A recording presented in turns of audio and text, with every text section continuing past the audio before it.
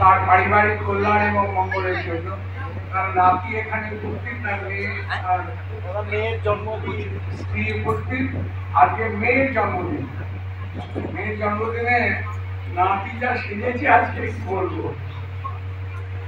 তাকে এসে খুব ভালো থাকুক ওরা, রিয়া মা অনেক বড় হয়ে উঠুক, সুস্থ থাকুক, এখনো ছোটই আছে, ও পরিবার নিয়ে সমৃদ্ধির পথে এগোক, ওর জন্মদিন ফিরে ফিরে আসুক নতুন নতুন আনন্দের বার্তা নিয়ে।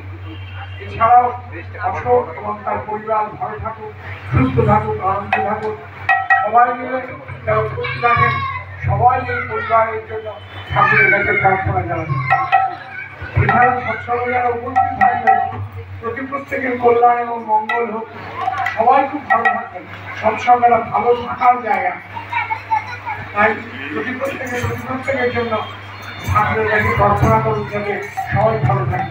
এখন যার জন্মদিন সেই নিয়ামা সঙ্গীত পরিবেশন করে ঠাকুরকে শোনাচ্ছে।